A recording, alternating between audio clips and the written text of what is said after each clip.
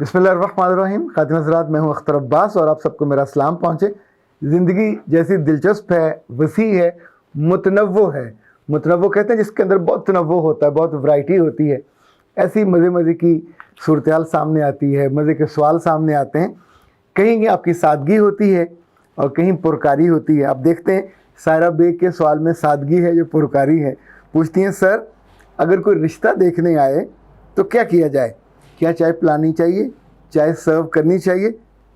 मेरे बच्चे, इसका तो आसान जवाब है। अगर रिश्ता नहीं करवाना तो चाय नहीं पिलानी चाहिए और मुंह भी बागड़ बिल्ला सा बना के, पक्का सा बना के बैठना चाहिए। आपकी माँ के माथे पे भी 8-10 शिकने होनी चाहिए और जो को बहन भाई पास से गुजरे वो भी यूं देखे ऐसे करके घूर के कि आने वाले की ऐसी की तैसी फिर जाए, उससे बहुत शानदार मैसेज जाए कि ये तो बड़े ही कब्बे किस्म के लोग हैं, तो इंशाल्लाह रिश्ता नहीं होगा।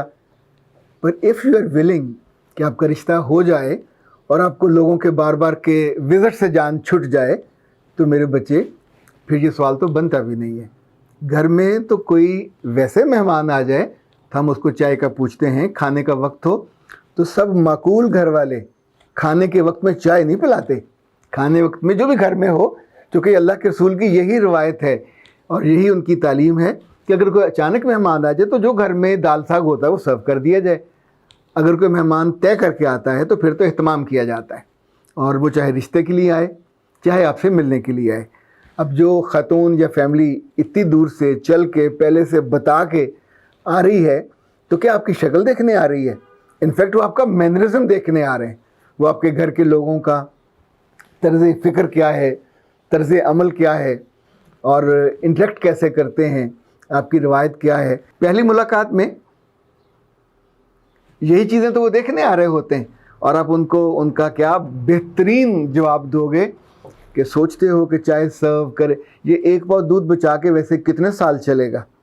अल्लाह के बंदो, ऐसे मौक़ों पे तो लोग उधार बर्तन मांगते हैं, अपने घर को सजाते हैं।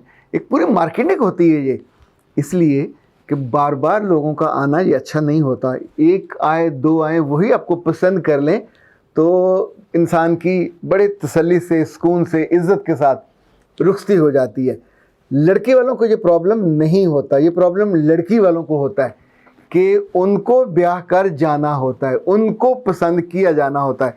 एक आप जैसी और सादा बच्ची ने बड़ा कमाल फ़ैसला किया है, सारा खां उसका नाम है। उसने कहा, सर मैंने तय किया है कि अपनी शादी पे कोई जहेज़ लेके नहीं जाऊंगी, मैंने अपने घर वालों को मना कर दिया। मेरे बच्चे, आप कौन होते हो ये तय करने वाले? जहेज़ लेना या ना लेना ये लड़के वालों का चॉइस है। आप ना लेके जाओ, फिर सारी उम्र उनसे गालियाँ खाओ, सारी उम्र उनके ताने सुनो। जहेज़ लड़के वालों को नहीं चाहिए होता है। जहेज़ तो बेसिकली गिफ्ट होता है माँ बाप की तरफ से अपनी बेटी को नई घरदारी में, जैसे बंदा गिफ्ट देता है आसानी के लिए कि तुम्हारे घर में ये चीज़ें मौजूद हो। होले होले वो रस्म और रीत बन गई। ये कोई बहुत बुरी चीज़ नहीं थी, बेसिकली घरदारी के लिए जो एसेसरीज थी। फिर लोगों के पास दौलत ज़्यादा आ गई, लोगों के पास आसानी होगी तो उन्होंने बेटियों को ज़्यादा से ज़्यादा देना शुरू कर दिया। पर धीरे धीरे वो ज़रूरत बन गई, उसके बिना लोगों ने लड़कियों को लेने से इनका। कितनी बच्चियाँ ऐसी जिनको आग लगा देते हैं, घर से निकाल देते हैं, तुम ये नहीं लेके आई, तुम ये।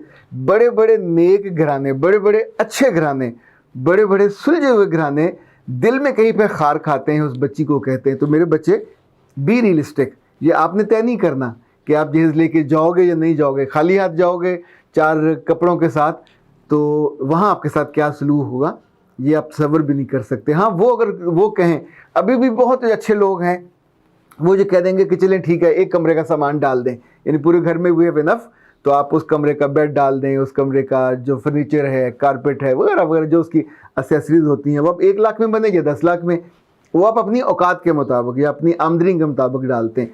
तो दोनों सूरतों में, चाहे मेहमानों के आने पे हो या आपके वहाँ जाने पे, ये मर्ज़ी आपकी नहीं चलनी। ये मर्ज़ी वो चलती है जो सिक्का राइजुल वक्त हो। सिक्का राइजुल वक्त के अलावा आप अपने घर से सिक्के बना के नहीं चला सकते। वो एक दफ़ा एक साहब पकड़े गए और जेल में लोग बैठे हुए थे, तो उसने सब अपना अपना बता रहे थे कि तुम किस चक्कर में जेल में आए, तुम किस चक्कर में जेल में आए। तो उससे पूछा, उसने कहा मैं तो मोहब्बत के चक्कर में आया। उसने कहा वो कैसे?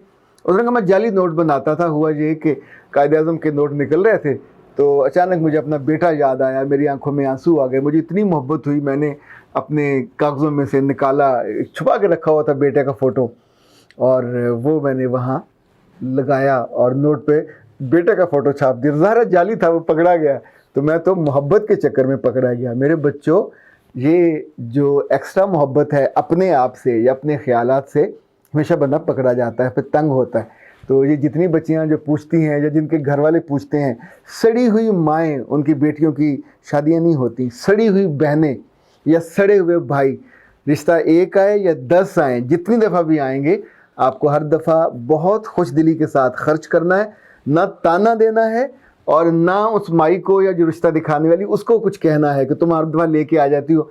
बाबा, बेरी है, बेरी पे लोग आएंगे बेर देखने के लिए, चखने के लिए, फिर ही लेके जाएंगे।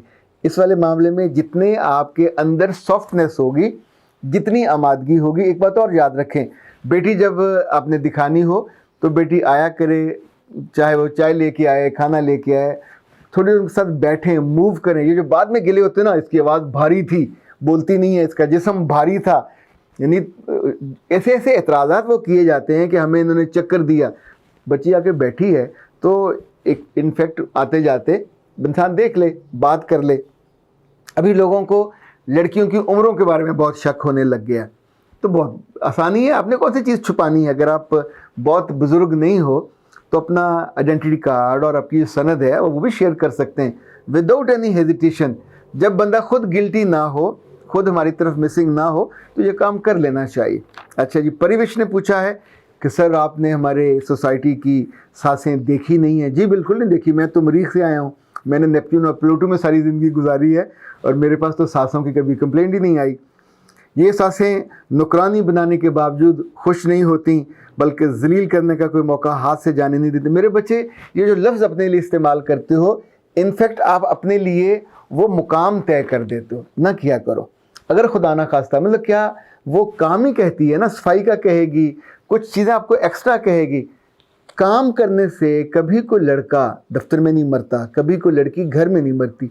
पर हाँ, जब सुख जान हो और आप किसी काम पे आमादा ना हो और आपको लगता हो कि आप किसी बादशाह की बेटी हो और किसी शहजादी की बहन हो, तो अल्लाह के बंदो, शहजादियाँ शहजादे भी तो काम करते हैं, उनको ये काम नहीं करने पड़ते, सोचने के, दिमाग के वो काम करने पड़ते हैं। जिस काम को आप माइंड कर रहे हो, सास ने मेहमानों के आने पे खाने का कह दिया, दोबारा आपको चीज़ बनाने का कह दिया, तो इससे वफात क्यों पड़नी, आराम से कर लिया करें।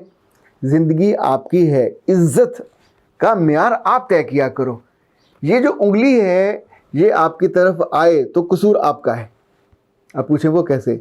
जिसकी ज़्यादा इज़्ज़त होती है, जिसको अपने बारे में सेंसिटिविटी ज़्यादा होती है, वो कभी दूसरे को शिकायत का मौका नहीं देता। अगर आपको इतनी अकल और समझ भी नहीं आ रही उस घर में जाने के बाद कि सास चाहती क्या है, सास आपके ज़्यादा सोने पे एहतजाज करेगी, ज़्यादा खाने पे प्रॉब्लम होगा, कुछ और चीज़ें होती बिल्कुल छोटी छोटी, धीरे धीरे उसको समझ लें, उसकी गैर मौजूदगी में खा लें, रात को खा लें, छुपा के खा लें, अपने कमरे में जाके खा लें।